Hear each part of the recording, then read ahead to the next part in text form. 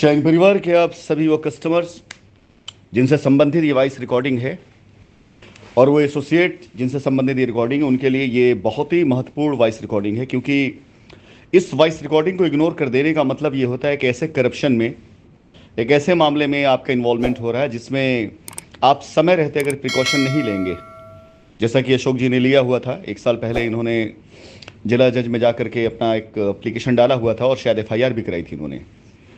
तो आने वाले वक्त में ये एक ऐसा मुद्दा है जिसके ऊपर वाकई में मैं सेंट्रल ब्यूरो एजेंसी को जांच करने के लिए कोर्ट में जा करके रेकमेंड करूंगा। और मैं आपको बताना चाहूँगा कि जांच एजेंसियां दो तरह से जांच करती हैं। एक तो होता है कि कोर्ट स्वतः संज्ञान ले रही है और कोर्ट को ऐसा लगता है कि हाँ, ये जांच होनी चाहिए और कोर्ट उसका ऑर्डर पास करती है। और एक लगता है कि अगर जांच कराने वाला अपनी रिस्क पे जांच करा रहा है कि इस जांच में आने वाले जितने भी खर्चे हैं, जितने भी व्यय हैं, जितना भी पैसा खर्च होगा वो हम वहन करेंगे, लेकिन जांच कराई जाए और जांच की सत्यता यदि पाई जाती है तो उस पर एक्शन लिया जाए, और यदि सत्यता ना पाई जाए तो उसके लिए मैं किसी सजा के लिए तैयार हूं। तो जब हम इस तरह की जांच की मांग करते हैं तो ये जांचें बड़ी आसान हो जाती हैं। सबसे पहले तो मैं ये बताना चाहूंगा कि दो जांचों के लिए हर कोई ये तैयार रहे कि ये दो जांचें भारत देश में शाइन परिवार की हर हाल में होंगी। 2019 का ये जो पूरा माहौल बदलने के बाद जिन लोगों ने कंपनी के पैसों का, कंपनी के ज़मीनों का दुरुपयोग करके कब्जे के तौर पर, बाउंड्री के तौर पर, रजिस्ट्री के तौर पर पैसे बनाए, कोई भी हो, कहीं की भी ज़मीन हो, कोई भी इसमें नहीं बचने वाला है। और साथ ही साथ ये जो मुद्दा आ रहा है सामने कि हमारे कई कस्टमर्स जिन्होंने एफआईआर कराई, अभी उनका यह कहना था, पिछले साल आपने देखा होगा मुद्दा बहुत बर्निंग था, कि उन्हें कुछ भी नहीं मिला है, लेकिन उनकी एफआईआरों पर जो जमानतें हुई, उन जमानतों में जो समझौता पत्र लिखा गया है उसमें लिखा गया है कि उन्हें सब कुछ प्राप्त हो गया है।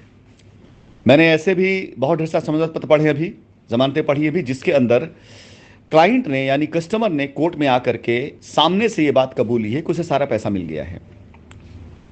फिलहाल हम इस बात से टोटली डिनाई करते हैं कि हमने इस बीच में किसी से कोई समझौता नहीं किया है, ना हमने किसी को पैसा दिया है और ना हमने किसी को कोई भी इस तरह समझौता करके कोई एफआईआर में बेल कराई है, जमानत कराई है। यदि ऐसा कुछ हुआ है, व्यक्तिगत तौर से किसी ने अगर किया है, वो उसका अपना व्यक्तिगत मैटर है। वो अपने घर से कुछ करा दिया किसी ने, उससे हमें कोई लेना देना नहीं है। लेकिन कंपनी की संपत्ति, कंपनी की प्रॉपर्टी पर किसी भी प्रकार से कंपनी ने ना तो कब्जा दिया है, ना तो कंपनी ने कोई पैसा दिया है, और ना कंपनी ऐसे किसी केस को जानती है जिसमें एफआईआर कराने के बाद कंपनी ने लोगों को बुला करके कोई भी ऐसा कब्जा या कोई भी ऐसी चीज दी हो और उसके बाद बेल कराई हो। यानी मोटा मोटा ये देखा जाए तो लोअर कोर्ट में बाकायदा फोर्जरी और बहुत सी चीजें हैं, बताने की आवश्यकता नहीं है। फिलहाल ऐसे सभी क्लाइंट, ऐसे सभी कस्टमर और ऐसे सभी एसोसिएट जिनका नाम नामित है, उन्हें सिर्फ संदेश है ये कि इस मामले पर लीगल कार्रवाइयों के पेपर प्रोसीड होने शुरू हो चुके हैं। मतलब ऐसा नहीं कि होगा, ये स्टार्ट हो चुका है, शुरुआत हो चुकी है।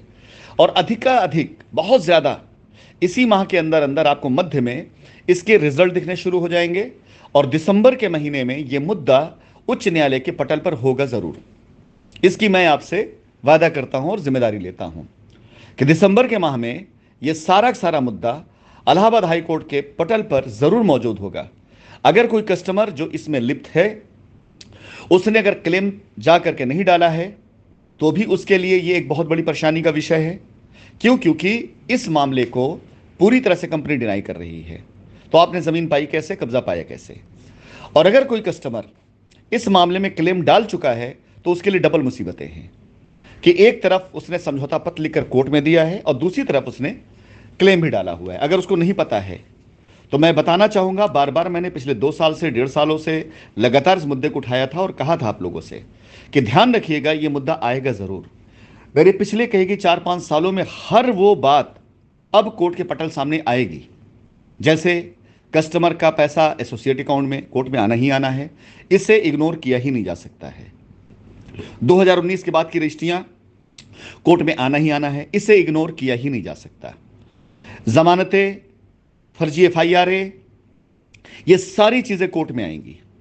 फिलहाल अगला बर्निंग और अहम मुद्दा उन सभी कस्टमर्स के लिए जिन्होंने इस तरह के किसी भी लेटर पर साइन किया है, उन्हें यदि कुछ प्राप्त हुआ है या कोई रजिस्ट्री उन्होंने कराई, उन्होंने जमानत कराई है, तो एक तो ब्लैकमेलिंग, दूसरा कंपनी इसमें बिल्कुल इन्वॉल्व नहीं थी, कंपनी की संपत्ति पर अमानत में खयानत, और बाकी सारी चीज़ें वो आप पर आयद हो रही हैं। और अगर आपको ये लगता है कि आप इसमें लिप्त नहीं हैं, तो मैंने 1.5-2 साल पहले भी आपको रास्ता बताया था और आज भी रास्ता खुला हुआ है। अगले 10 दिनों तक मैं आपकी सेवा में हाजिर हूं। अगर आप 10 दिनों के अंदर अंदर अपने फैसलों पे आप आ जाते हैं, आपको क्या करना है, उसी हिसाब से हम अपनी दशा और दिशा दोनों निर्धारित करेंगे।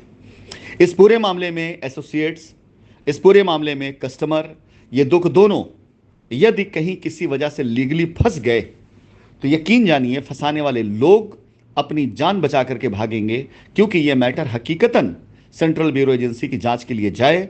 इसके लिए चाहे उसका पूरा वहन करना पड़े, हमें व्यय खर्चा करना पड़े, जितना भी इस जांच के अंदर पैसा खर्च होगा, जितनी भी चीज़ें होगी, गवर्नमेंट को हम खुद रेकमेंड करेंगे कि इस पे वहन होने वाले सारे एक एक पाई खर्चे की भरपाई कंपनी करेगी, हम खुद करेंगे, लेकिन जांच को निष्पक्षता से कराने के लिए सेंट्रल ब्यूरो को इसमें इन्वॉल्व किया जाए।